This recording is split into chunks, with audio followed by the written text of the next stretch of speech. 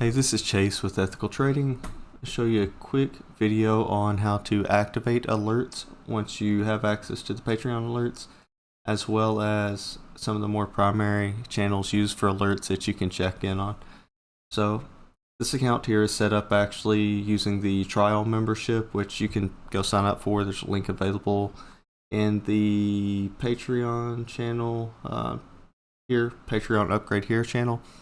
If you click there, you can actually go and follow that link if you want to go sign up for the free trial membership for 7 days.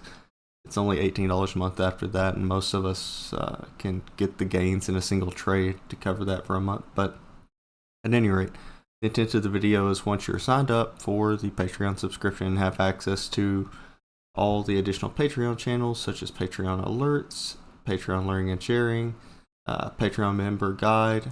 It's good to start here with the guide, kind of give you an overview of each of the channels and each of the types of alerts. Quickly though, what I would like to do is go to activate alerts here.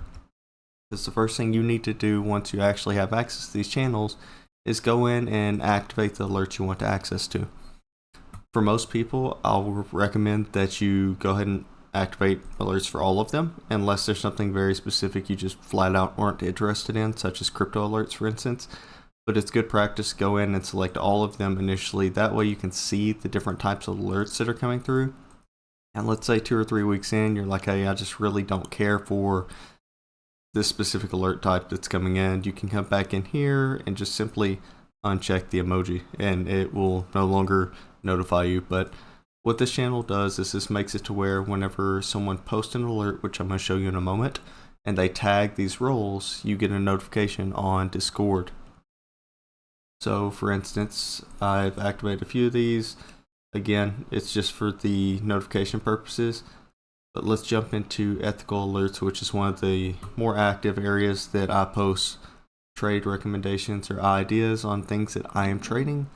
And these are some of the alerts, for instance. So you can see that we post updates on follow-up alerts, but this Apple put, for instance, was a swing/day trade, even though it says it's a swing trade here, which was the original intent.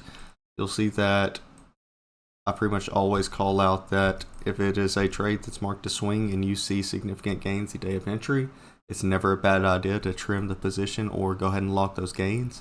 As bare minimum, what most of us will recommend to you is to set your stop loss once a position or a trade is up 5% gain.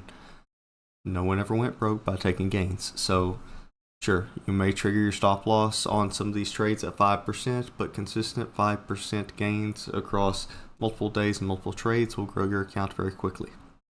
That being said, this was alerted earlier, and then due to the iPhone event being typically a sell the news event, they actually offered like 25% gains within an hour of the entry. You can see here an example of once something is up over 5%, I typically will alert and tag so that you get notified that the trade is up over 5%. That way you can go in and set a stop loss should you choose to do so. I will not tell you sell here. There are maybe Discords out there that do that. That's also illegal to tell someone to buy and sell specifically. So again, sharing ideas and recommendations, but again, not telling you when to sell something. That is up for you to decide.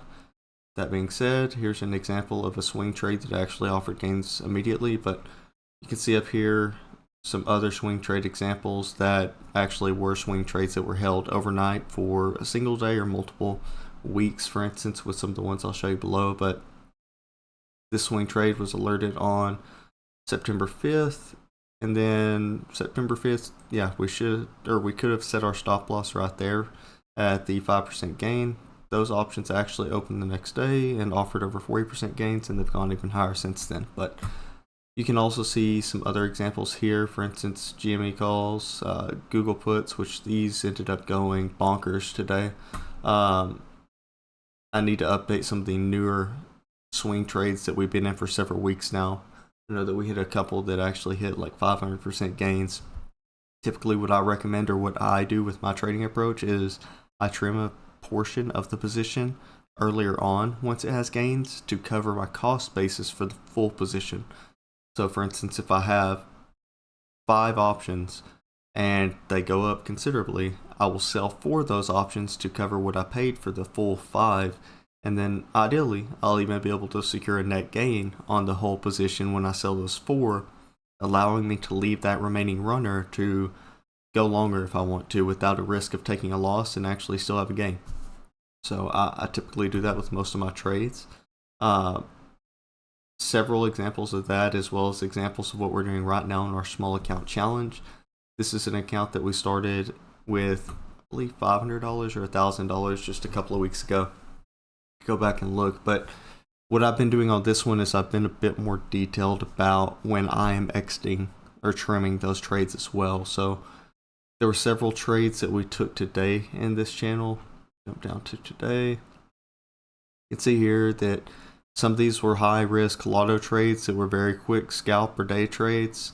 Some of them actually were 0-day expiration, meaning that they expired today. People often can be scared of those. If you're able to watch and set your stop losses and trade them effectively like we do, there's nothing wrong with trading those, especially if you're using proper risk mitigation strategies to where you're only trading a very, very small portion of your account on those types of things.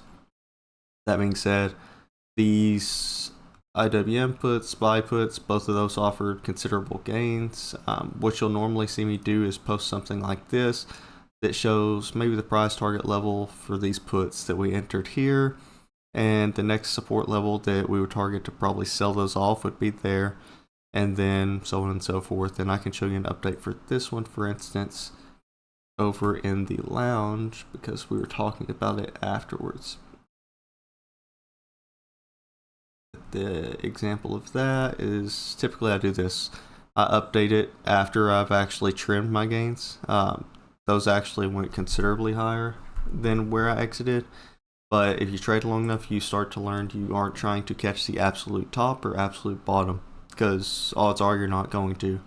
Rather, trade off supply and demand zones and significant levels of support and resistance and make your exit and trading decisions based off that. So those IWM puts, while I did lock my gains a bit earlier than I could have, I still am very happy with the gains that I secured on those. Same thing on the SPY puts and the QQQ puts. I'm going to jump back down to the account challenge channel for that. Those NVIDIA puts this morning, they ripped. Sorry, jump down to these NVIDIA puts because we traded them as well last week. But several of the trades today completely and totally ripped. The QQQ puts, those actually went 190% at one point gains. They might have gone higher now if QQQ has dropped more since I started the video. But you can see examples here, right? So what I typically do is I will alert once something is up over 5% so that you can take proper steps to set a stop loss. And once the trade is actually at a point that I'm trying to trim to cover my cost basis, I've been updating that in the small account challenge as well. So you can see here, I'm not hiding like some of the trades to make it look better. These are the full trades for the day. All of our trades today offered significant gains. I'm not going to say that they do every single day, but it is not uncommon for majority of our trades to offer at least 5% gain. Thus why the 5% stop loss rule is effective.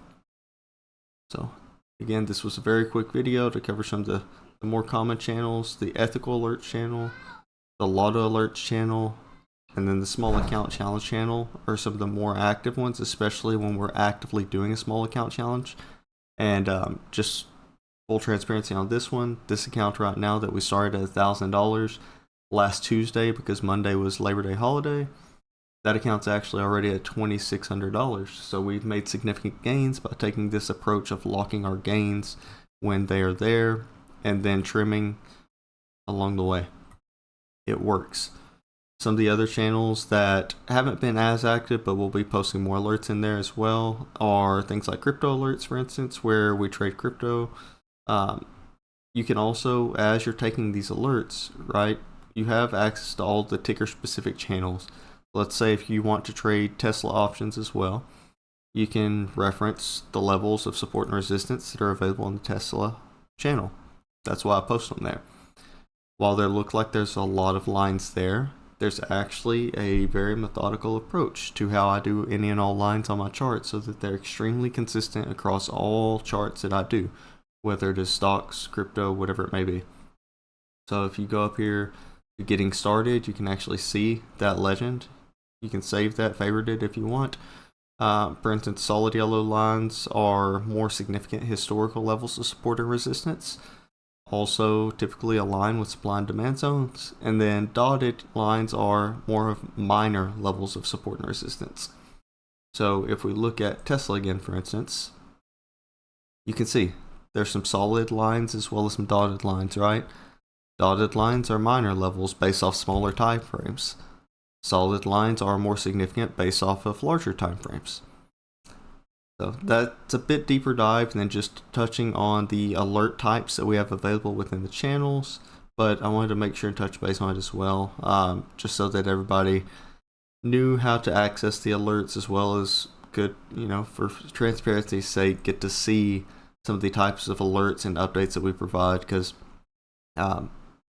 we really don't have very many trades that offer losses. I think that in the month of September so far, there's been a single trade that didn't offer gains, and it's one that we're phasing into that doesn't expire until January.